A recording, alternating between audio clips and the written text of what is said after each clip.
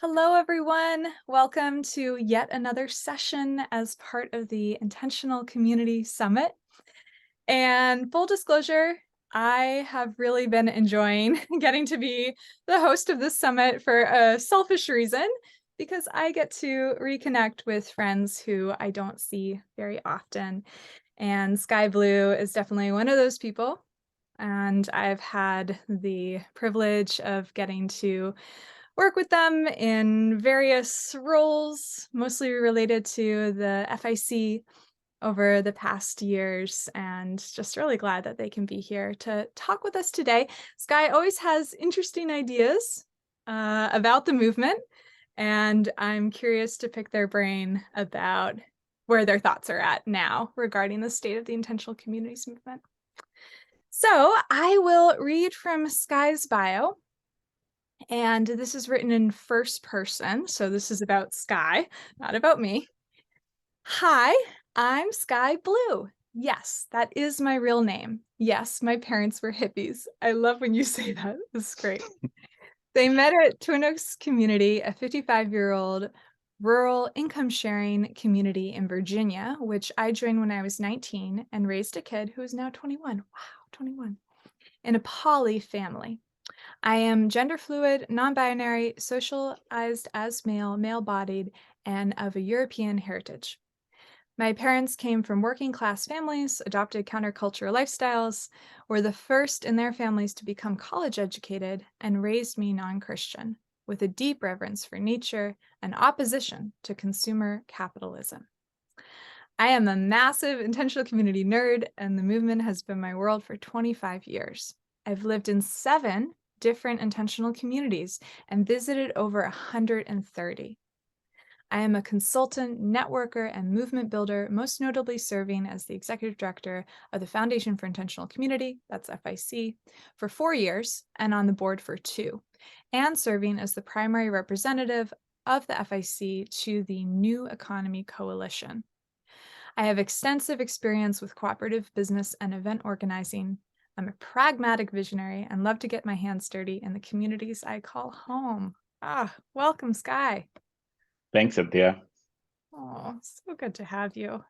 Thank you. It's so good to be here. Yeah, it's always fun to talk shop and yeah, good to connect with you as well and get this opportunity to put together a lot of stuff. It was fun to kind of go through lots of different documents and whole new and old stuff that I've worked on and put it together for today. So looking forward to sharing this. Okay, so we have a custom-made presentation for the summit. Indeed. All right, so I'm going to start sharing screen here. So Cynthia shared, about my background. I think that, just the thing that I'll add about all of that is that, for me, this presentation is it's about what is intentional community. And it's also about my world. Like this is very much where I come from. This is my world. This is my life. This is my family. And you can see me at Twin Oaks at 4 years old there, and my dad on the left in the lower right picture, and some other pictures from Twin Oaks, which is very much an important home for me. Um, so my other main affiliation these days, other than the FIC, is my dear friend and colleague Avi Crewley and I are operating as the Next Big Step. We're a new nonprofit doing consulting work for intentional communities and other cooperative groups, networking, helping to start a new intentional community, and are working on a variety of other intentional community related projects. Yeah, so again, this is my life, this is my world. And I think where I want to start is by saying that for me, intentional communities are not just an end to themselves, and they're not just a means to an end either. They're both. So if we want to live in a place where we can be healthier and happier, and where we can live more in alignment with our values, and we want to create something that is better for the world, intentional community is a way to do both at the same time.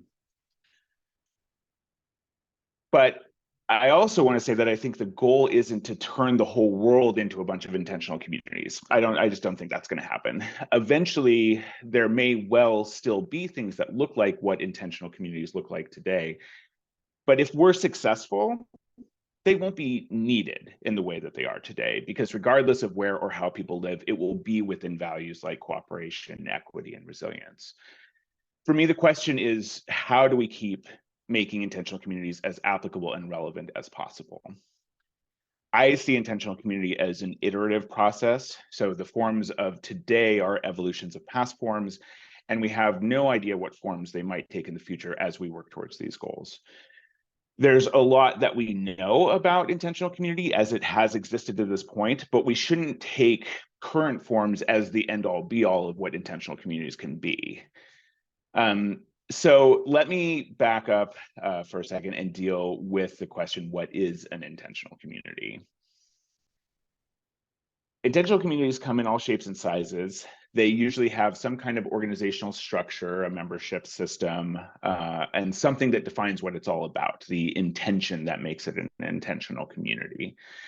And while it can be easiest to think of an intentional community as a place, at their core, intentional communities are about relationships of sharing. People sharing lives, sharing space, sharing resources, sharing purpose. And these different aspects of sharing create an inherently intertwined set of benefits. Living this way puts us into more contact with others, which naturally creates deeper and more satisfying relationships. And living with others with a sense of shared purpose satisfies our basic need for meaning. When we share, we need less stuff and reduce the labor it takes to manage our stuff. So not only is living in community generally cheaper, it frees up time, and it also tends to create more access to resources than you might have had been able to afford on your own. It gives us more leverage to support local sustainable economies as well over exploitive and unsustainable economic development. And all of this naturally leads us to consume and waste less, which is better for the planet. And when it comes down to it, we know that as a species, we have to consume less resources. And the way to do this without it sucking is by sharing. So no one has a monopoly over the term intentional community. And I've never seen or been able to come up with a singular definition that really felt like it nailed it. And I have tried. But in 2019, Avi and I did a research project, and we came to the notion that an intentional community is not so much a thing that can be defined as it is an experience. And so we came up with a set of characteristics that we thought make that experience what it is. So we came up with the 5 R's because we love a good alliteration as much as anyone else. The 5 R's are residence, people choosing to live together; rationale, a commonly understood intention or purpose of the community; responsibilities, cooperative governance and management; resources, collectivized economies based on mutual support; and relationships, a sense of connection and social interaction that builds culture. I'm going to stop my screen share for a minute. So I want to share a little bit more about sort of the history, as I understand it, of intentional community. Intentional community as a term was first coined in the 1940s, and a couple of the first groups to identify themselves as intentional communities still exist today, most notably Silo Community in North Carolina and the Vale in Ohio. Their predecessors were commonly referred to as cooperative communities related to the cooperative movement, whose origins can be traced to the Rochdale Society of Equitable Pioneers, who created a set of principles back in the 1840s, I believe, that are the basis for the cooperative principles still used today. But at least some of the people who came up with the concept of intentional community did so because they felt like most cooperative communities were too focused on just being nice places for their members to live, and were interested in creating communities that shared a, quote, common commitment to help build the foundations for a more humane and equitable global society. So to me, this is the fundamental intention that was laid down in the DNA of what intentional community is. And this seems as relevant today as it did in the aftermath of World War II when it was coined. Obviously, ICs have evolved quite a bit in the generation since then, from the communes, human potential experiments, and back to the land movements of the 60s and 70s, to the explosion of co-housing and eco-village models in the 90s and early 2000s, to co-living and the resurgence of transformational learning centers in the 2010s. So I see my part in, I see part of my work in this movement as helping to make sure we don't lose that original intention of intentional communities, and to help build a common narrative of what it means to be part of an intentional community. So what are intentional communities? They are ways we can live better lives for ourselves, and they offer insight into what society would look like if it were based on a different set of values. They provide an experience that cultivates belonging and accountability, which inspires us to act from a deep understanding of our interdependence. And they are laboratories and training grounds for how all people can share this planet with each other and all life peacefully and sustainably. So I've been speaking very abstractly. So I want to take a step back for those of you who may be less familiar with the range of intentional communities that exist. And I'm going to start sharing my screen again.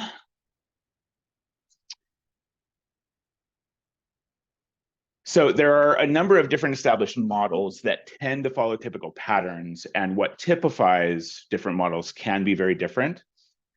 So eco-village is an internationally used term defined by the Global Eco-Village Network as an international, traditional, or urban community that is consciously designed through locally owned participatory processes in all four dimensions of sustainability to regenerate social and natural environments.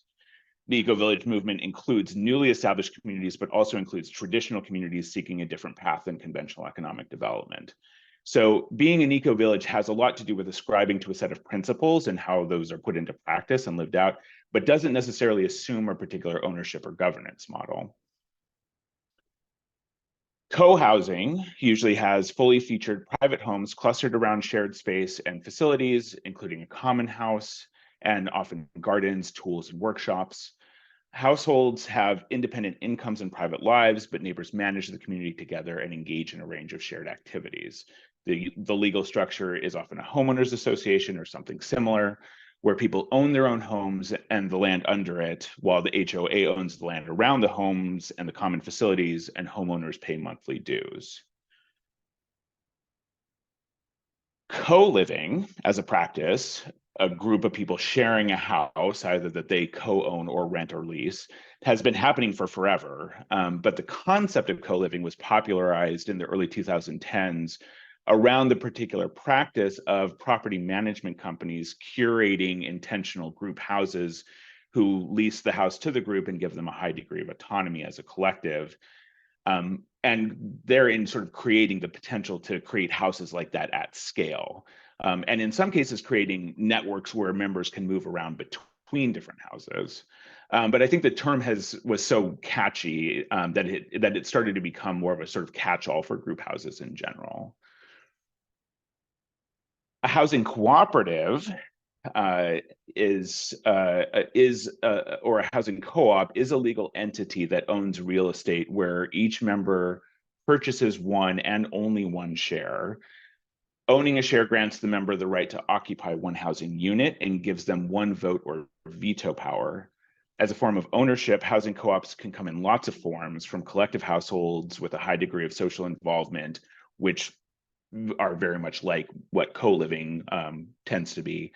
But they can also be big apartment buildings or a set of single family homes, which might have less social involvement than collective households.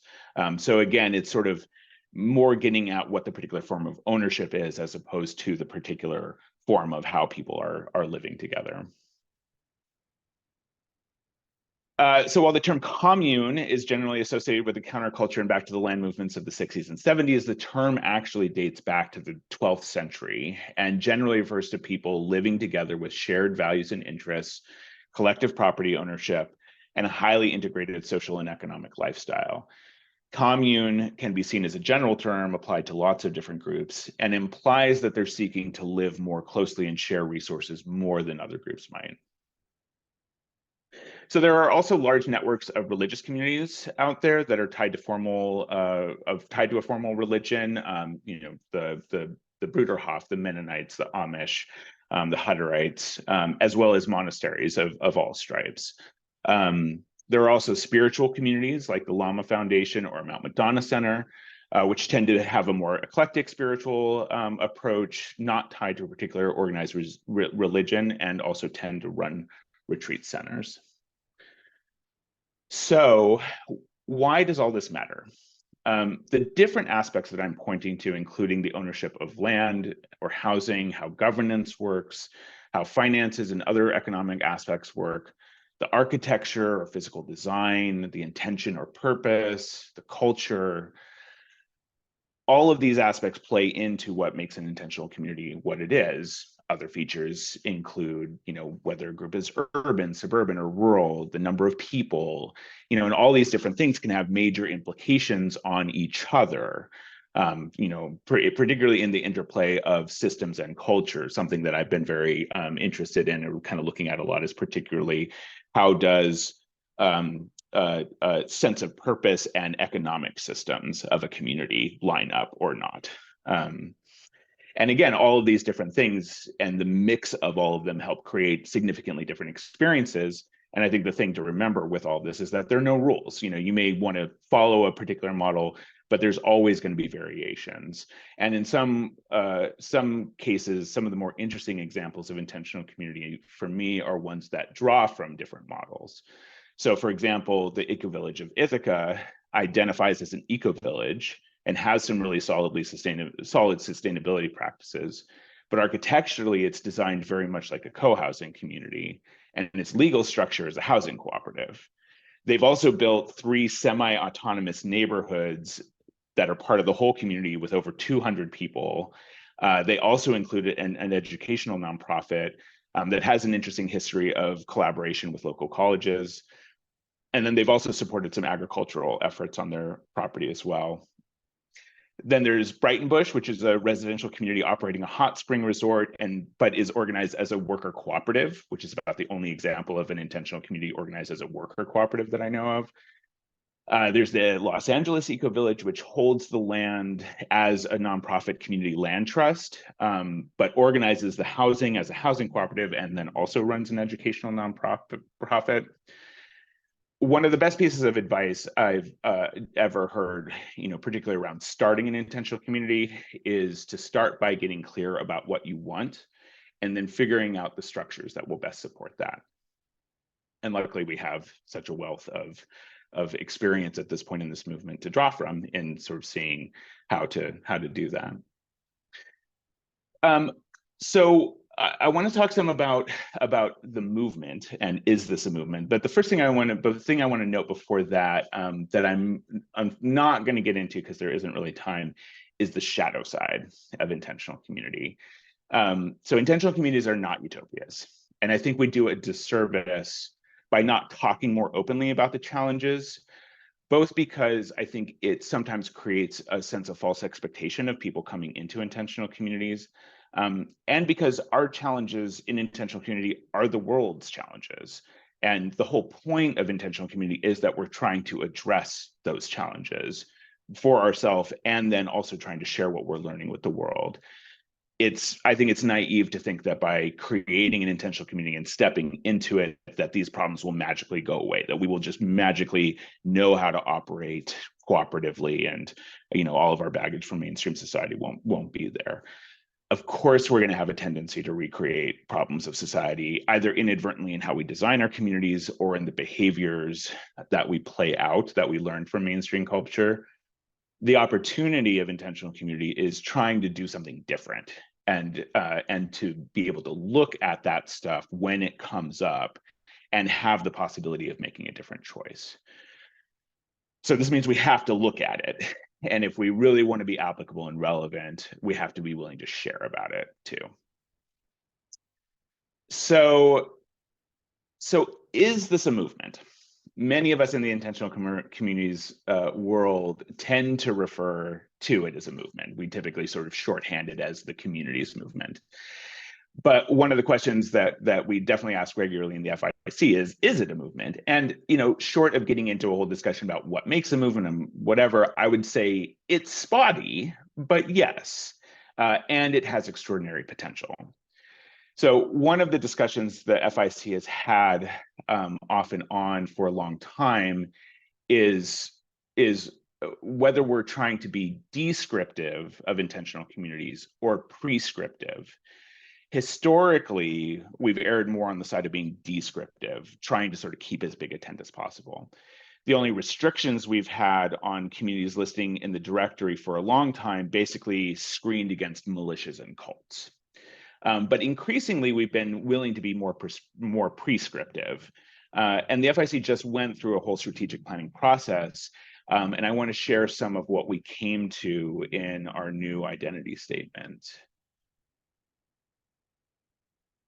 So human society has the potential to support the well-being of all people and the ecosystems of which we are a part, recognizing that the well-being of one depends on the well-being of all. We face an overwhelming and inextricably intertwined set of challenges. They are a result of mutually reinforcing systems operating on a global scale that perpetuate harm and foster violence. We now pose an existential danger to ourselves and other forms of life and are causing unnecessary death, destruction, and suffering worldwide. The situation is dire, and we need to take appropriate action. Because of their integrated place-based nature, intentional communities provide unique opportunities to address a variety of issues in a holistic way. As places for sharing lives, resources, land, and purpose, they provide and maximize an interconnected set of ecological, social, and economic benefits. As a movement, intentional communities have unfulfilled potential to support the well-being of the people who live in them, support each other, and support the shift the world needs towards cooperation, justice, and resilience. The purpose of the FIC is to help the movement fulfill its potential.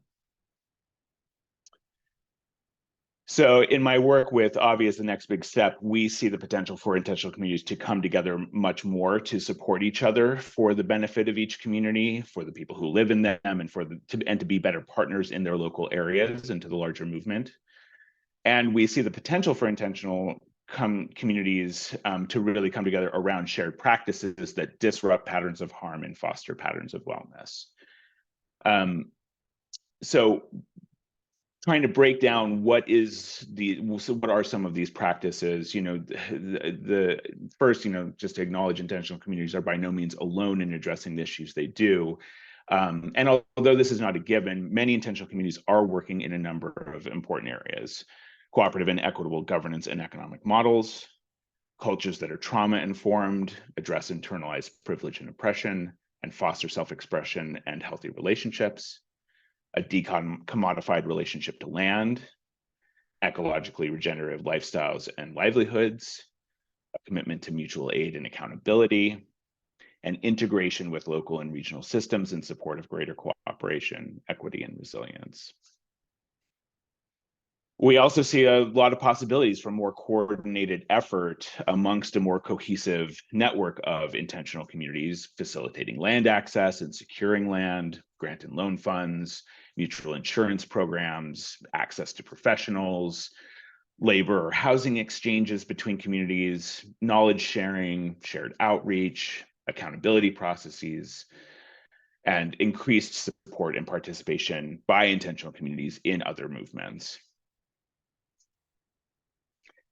So I'm putting all of that out, but this kind of movement building and that I'm talking about, this kind of endeavor, it presents a lot of challenges as well. I don't mean to make it sound like it's easy. But what I'm trying to do by sharing this is try to help expand our sense of what's possible if we do develop the cohesion and coordination amongst intentional communities as a movement towards a shared purpose, which again is what I think this whole intentional community thing is all about: coming together to do more than we can alone, whether that's on the level of individuals coming together in a community or in a community of communities. All right, that's what I got for you today.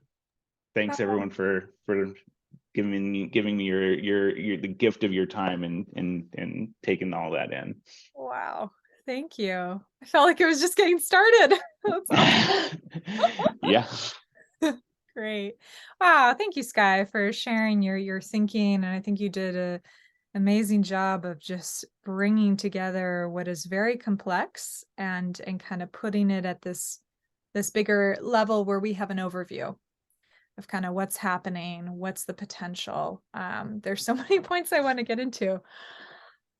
Ah, so at the beginning, you said that, in your vision of a wonderful, better world in the future, that intentional communities wouldn't be needed. Mhm. Can you talk more about, like, just for everyone listening, why wouldn't they be needed? What have Mhm. they done? And um, and you had said they may look differently than how they do today or take different forms. Just anything you want to expand on that point. Yeah, sure. I think one of the easy things to point to is, around sense of belonging and sort of the epidemic of loneliness that's been kind of increasingly documented, both by prominent researchers and mainstream media. And so I think if we are successful, if intentional communities are successful in inspiring a shift towards the shift that we think is needed, then everything would be restructured or in the ways needed in order for people to be able to have that sense of belonging. So what that means in terms of how living situations are designed, how economics are designed, how social systems are designed, it could look all sorts of different ways. But like I think particularly when you look at like big cities probably aren't going anywhere anytime soon. So, and I think there's some interesting things to look at. Like I think the transition town movement, for example, in some ways, and I've sort of got affirmation from folks in that movement that I've talked to. In some ways, they're trying to turn whole cities into intentional communities by having a city take on certain values around resilience and equity, to be able to be carbon neutral and to be sustainable as a community. And so it's like it's taking on an intent that then everyone is part of in that community. Build in things around how social dynamics and culture, in terms of how people are relating and how their social needs are being met, and then you start to get more of that. And then I think there's also just on the level of like, there's the Universal Declaration of Human Rights, that's part of the UN Charter that goes back to the 40s or 50s, whenever that was written, and it's a pretty amazing document, and it sort of begs the question, whose responsibility is it to meet those basic human needs?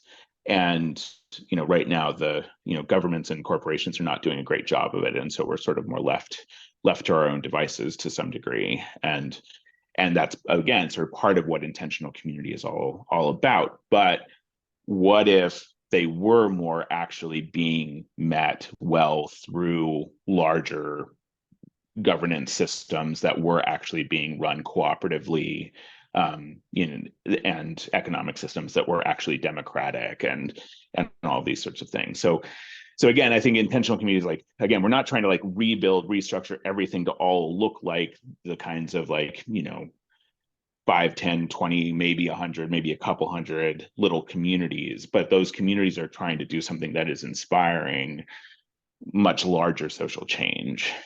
So I think, as the movement develops, I mean, for me, I think one of the things, the questions is, how to demonstrate or articulate that applicability and relevance, because it's hard. It's hard to take a community of 25 people or 50 people and say, extrapolate that to like, how is this applicable to a city of 1 million people? But like, so I think, again, I see a big part of what my work is to try to tease out, okay, what are those sort of fundamental design principles that can actually be translated and applied to much larger social systems. Gotcha. Yeah, and I really liked how you reframed what is an intentional community, not a thing, but an experience. Hmm. Hmm. And yeah, and it was just great to get your take on many of the different definitions and terminology out there, because there isn't so much of a unified, like, this is Right. it.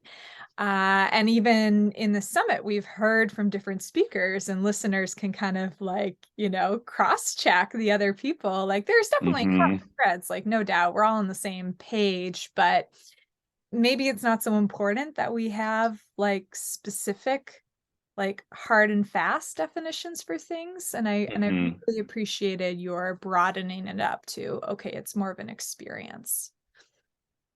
Yeah. Yeah. And especially incorporating transition town, because I've gotten Hmm. some pushback from people. Oh, intentional communities aren't an intentional community. Like, where's the line? How broad are you going to make this? Hmm. Any thoughts you have on that? Oh, say a little more. What do you mean? What's the pushback? What's the The, question there? the pushback I have received is that transition towns are a group of people living in existing places where they didn't choose to live together. They're coming together Hmm. to maybe try to change things. The person I'm thinking of also has shared with me that maybe in the US, I don't know where they were referring to, they haven't gotten a whole lot of momentum. A lot of these efforts are still in Hmm. phase or are faltering. And so if we call that an intentional community, then we could just apply that term to any group anywhere that's trying to make a difference. And doesn't that water it down too much? Right. For sure. For sure. Yeah. I mean, and I think if you want to look at the potential for what I'm saying in terms of transition towns turning whole cities into intentional communities, I think you have to go to the UK and look at some of the more successful examples. Then I would agree that largely the transition town model hasn't translated quite as well to the U.S. context as it did to the UK. But I think it has still, done some interesting things in terms of the more successful groups, basically again sort of holding a larger vision for what a whole city could be doing in terms of in other corners like the New Economy Coalition, you might talk about it as a solidarity economy, and how to sort of knit these pieces together in ways that allow people to start to meet their basic needs in ways that are more alignment with their values, that are more sustainable, that are more equitable. So I mean, on some level, I think I mean, I have a whole thing around economics, and in part where it comes from is that the root word for economics, which is the same as ecology, the word eco comes from the Greek word for home. And so when I think about economics, I think about how are we getting our basic needs met, in a way that we feel like we belong and we feel safe and we feel held and cared for and have others to care for. And again, on some level, I feel like that's what intentional community is all about. And that's what we want for the whole world, right? So I think intentional communities have their place in terms of, again, sort of providing people an experience of what that can be like and expanding their sense of what's possible. And then you have lots of other kinds of organizations and models like transition towns and cooperative businesses and that sort of thing, which are sort of approaching it in a slightly different way. But again, we're on some level, we're all working towards the same larger vision of the kind of world that we're trying to create. Mm-hmm. Mm-hmm. Yes. Yes. I did have a more specific question for you around what is a commune and what isn't a commune. Because when I learned this, I had learned commune is an economic model. And communities that are communes are by definition doing some form of income sharing, whether partial or full. And these are the communities listed in the FEC, the Federation for Egalitarian Communities, which is different than the FIC. But then I didn't hear you speak to that specifically. You seem to have a more colloquial definition, which is I Hmm. think how it's more used, like, oh, like Hmm. going to the commune, So I don't know. Any thoughts you have there? Well, I mean, in some level, I think the term commune is I don't know. It's almost not even like it doesn't even make sense to use anymore on some level. It's kind of like calling people hippies at this point. It's like the hippies were from the 60s. Like call it's they came out of a particular cultural movement in a particular time. And now it's sort of it's the derivative of it has become it's a certain aesthetic and certain cultural aspects. But it doesn't have the same meaning in terms of the particular time that it happened. And so I think again, commune as a term goes back way before the 60s, but like that's the primary association. So that those the sort of the hyper sharing sort of things of communities of the 60s and 70s, like that's the common association. And some of and I mean, and it's funny, like, yes, the Twin Oaks as an income sharing community that was started in 1967 is one of the most well-known examples of something that could still kind of be called a commune because of how collectivized its economics are, how much resource sharing is happening. At the same time, it wasn't started by hippies. It was started by kind of like quasi academics who were particularly interested in behavioral psychology and used the utopian fiction Walden 2 by B.F. Skinner as their blueprint. Like they very literally took that book and said, we're going to do this. We're going to actually make this happen. And one of the most famous founder of Twin Oaks at some point, I remember saying Twin Oaks wasn't started by hippies. The hippies came later and ruined everything.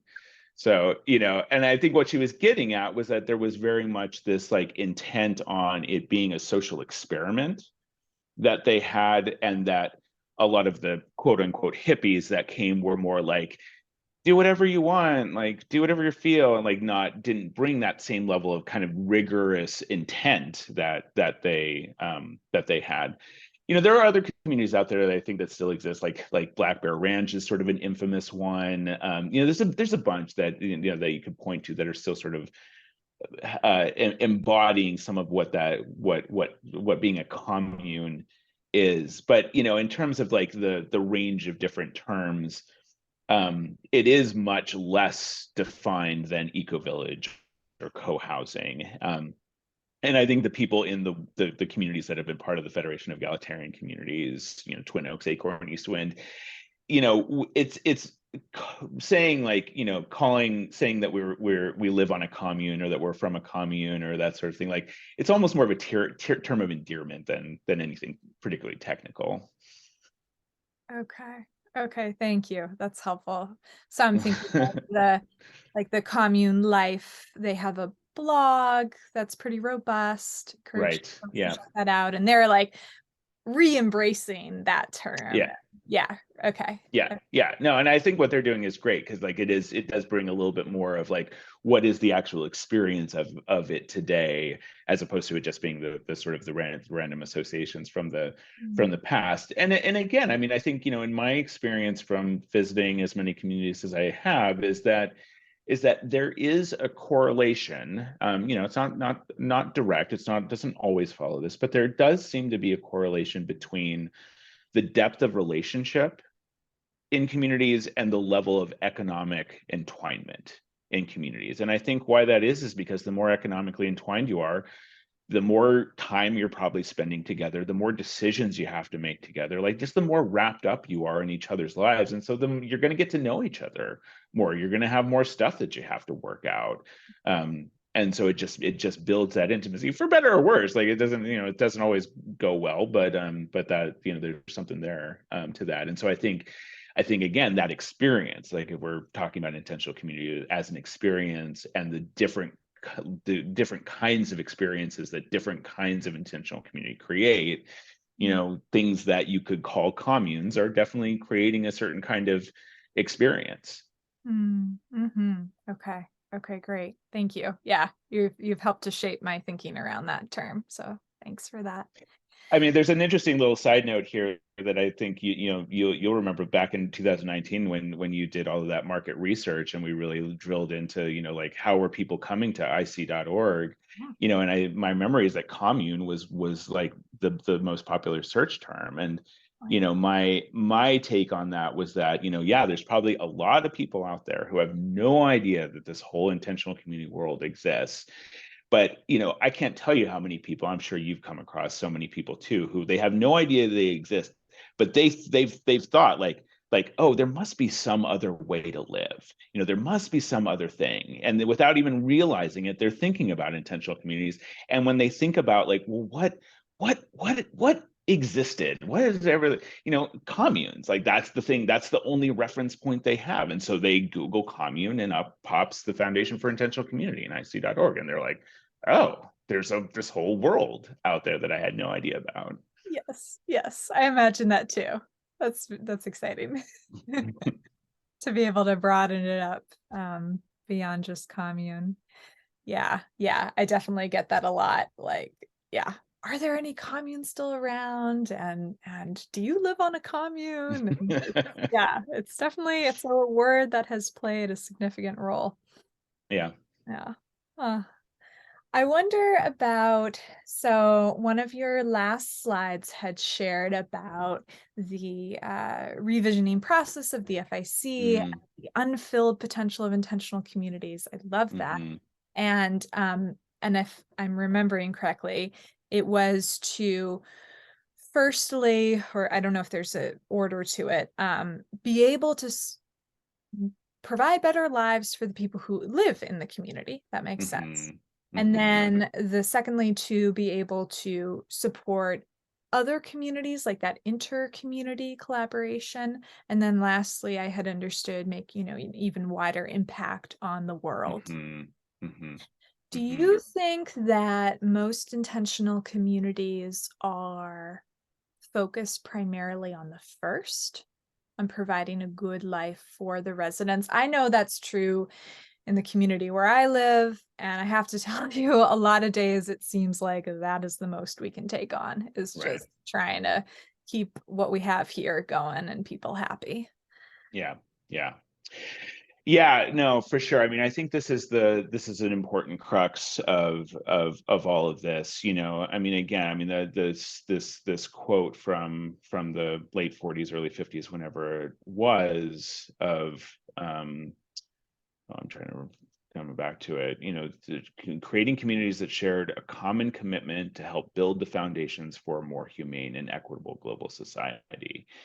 So, yeah, I think there is just a certain reality to the fact that hierarchy of needs, however you want to define it, like, yeah, we got to take care of ourselves. And even in the context of community, uh, given the world today and capitalism and everything, like it's hard. Like the world is not a particularly friendly place to be trying to survive, even for people with as much privilege in the world as we have. And so it makes sense to me. Like I get it that most communities don't have the capacity to come together as entities to really leverage, their capacity in as a community in ways that could benefit more people. I also get that, particularly in the U.S., like it's well documented, the U.S. is the most individualistic culture in the world, and so there's a lot, like even for very progressive, even radical people, like there's just so much cultural stuff there to try and get past. And I think there are a lot of ways in which I see people in different communities, not fully consciously, replicating that individualism. And sometimes it's even sort of in the guise of sustainability. Like I think there is totally a place for tiny houses in the world. And there is a way in which the sort of like the excitement and everything that around tiny houses feels like another a progressive green expression of American individualism, and still has the potential, like there's a, you know, you could have 5 tiny houses, or you could have one 5-person house, and you probably actually might spend less energy, less money, less time maintaining the one 5-person house than the 5 tiny houses.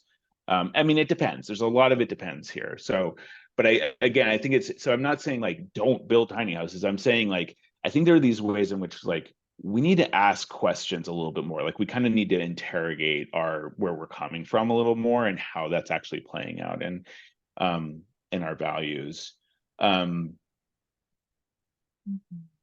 I totally forgot where we started with this. What was the question? That was great.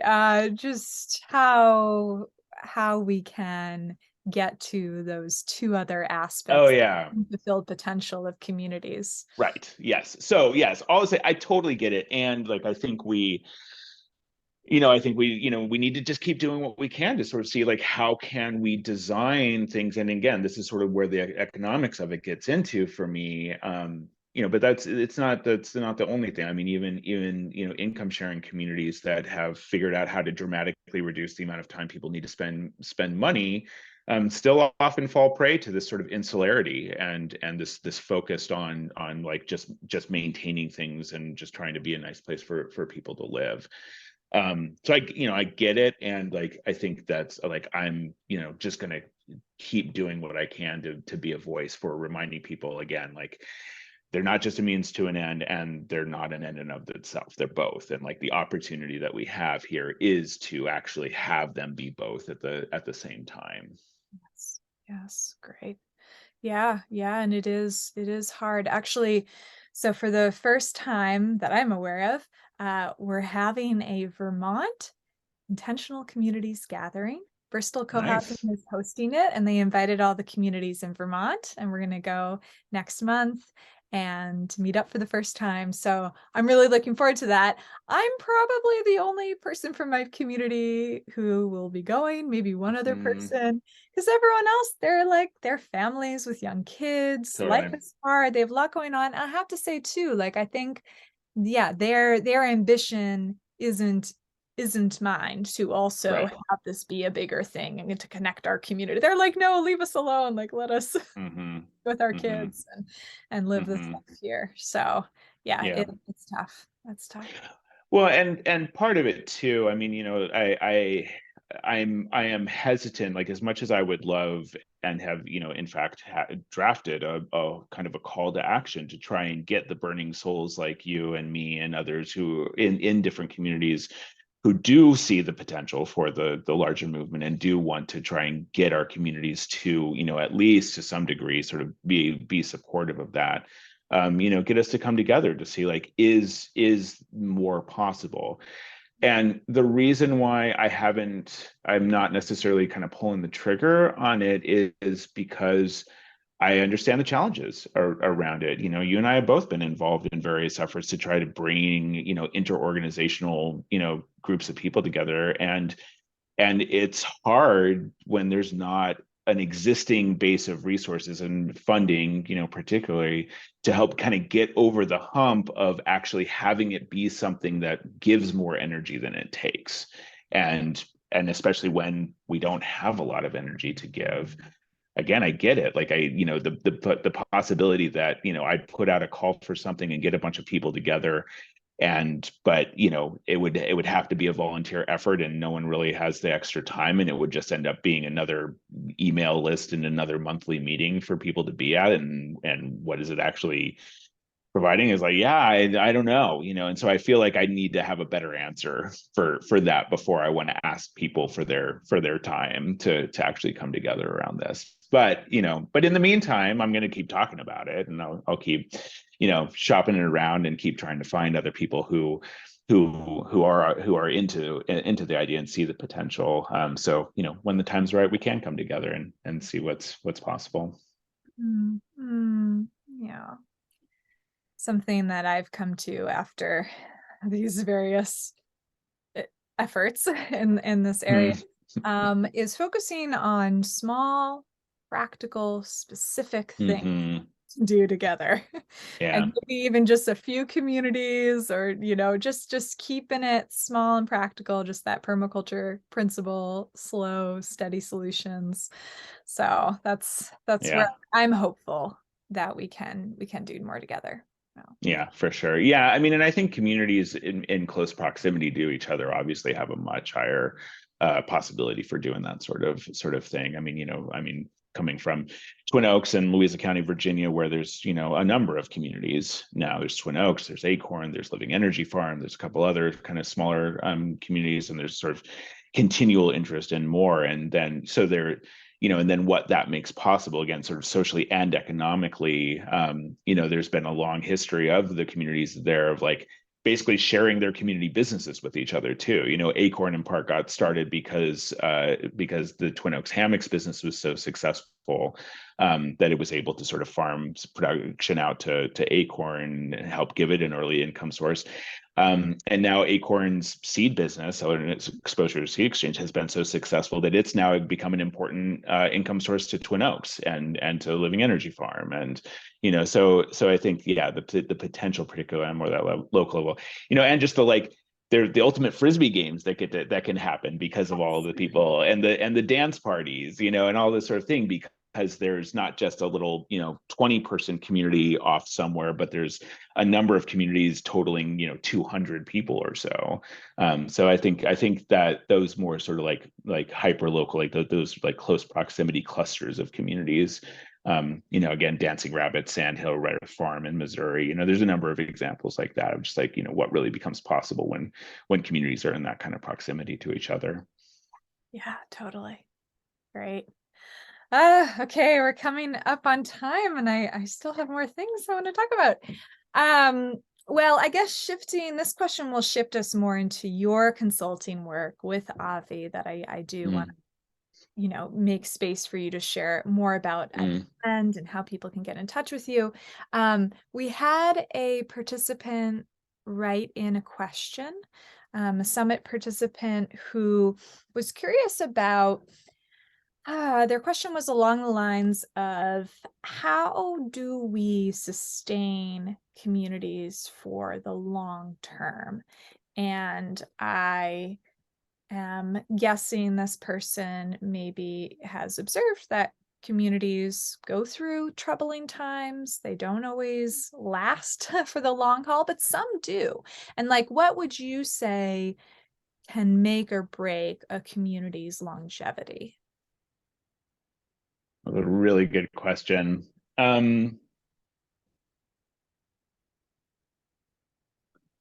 It feels hard to really pull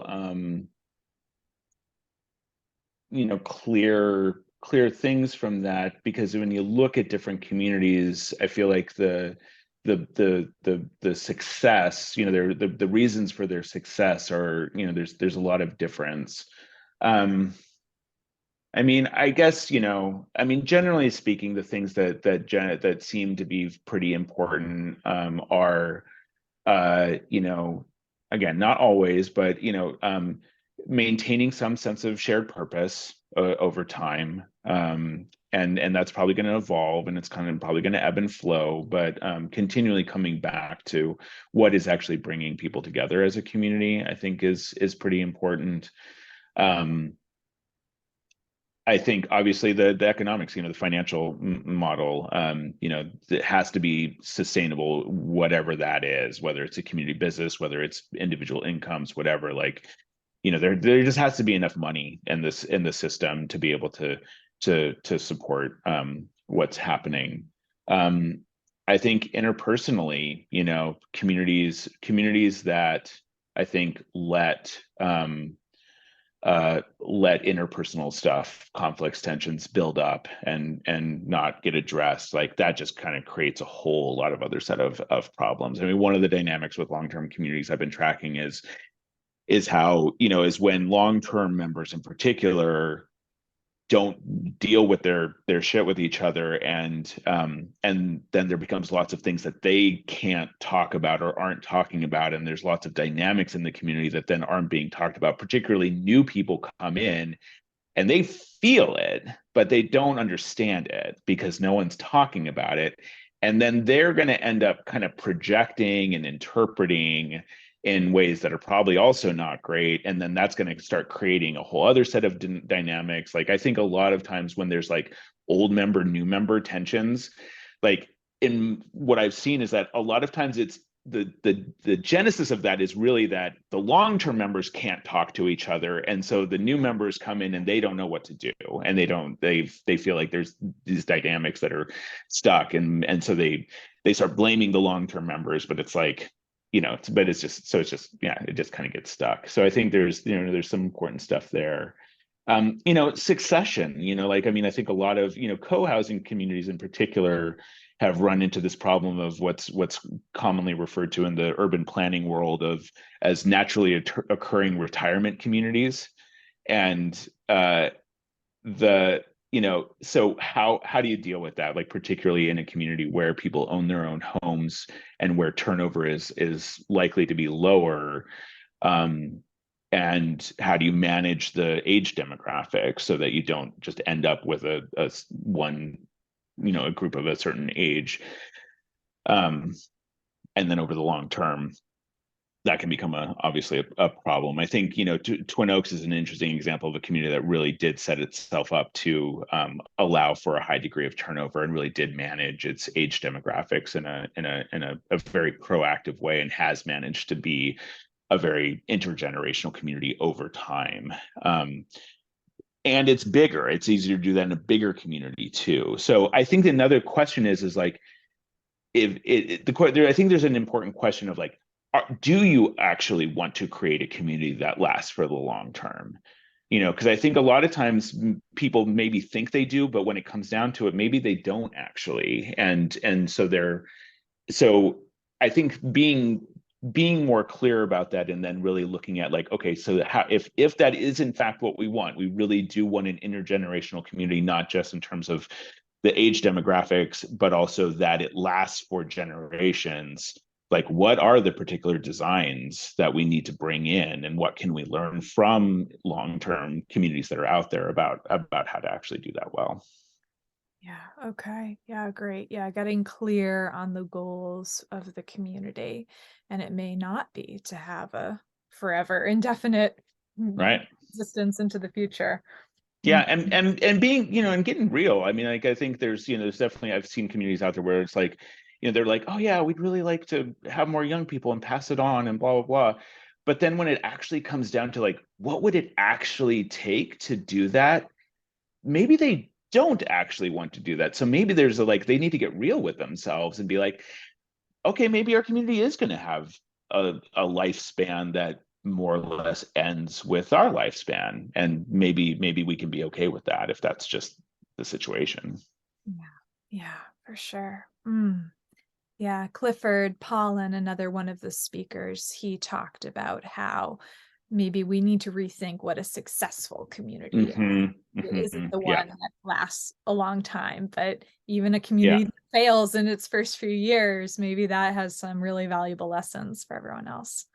Exactly. I mean, and it gets back to what I was trying to get at. Like, what's the long term, like, what's the big picture goal? Like, obviously, yes, we want to create good places for us to live. Like, that is very real. That's totally legitimate. And like, I think we all are, to some degree or another, interested in trying to make the world a better place as well. So again, if that's what success looks like, then yeah, then success on the level of like a particular community, maybe it can look differently. So I really appreciate Cliff bringing that perspective in. Yeah, good. Ah, okay. Well, thank you, Sky, so much for your time. How can people get in touch with you, learn more, maybe engage you in your work? Yeah, for sure. So you can check out what more about what Avi and I are doing at nextbigstep.org, and you can email us at letsgo@nextbigstep.org.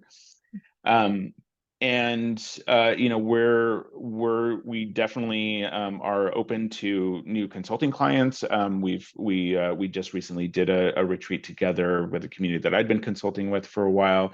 There's a variety of different things we can do. I would say on some level, you know, what really excites me, you know, and where I think Avi and I really excel is when groups are like really ready to get into it, you know, like, and I think, you know, when they're really ready to embrace the sort of the existential questions and really willing to sort of unearth whatever needs to be unearthed in order to see how they can really come together as a community and move forward together, and what that plan is. So, you know, we can do lots of strategic planning sort of stuff, deeper analysis, you know, cultural work, relational work, all those different sort of things play into it. So a whole variety of stuff we can do. And yeah, and if, you know, and if this sort of like bigger picture of stuff is stuff that you're also interested in, network movement building sort of stuff, you know, we're actually working with,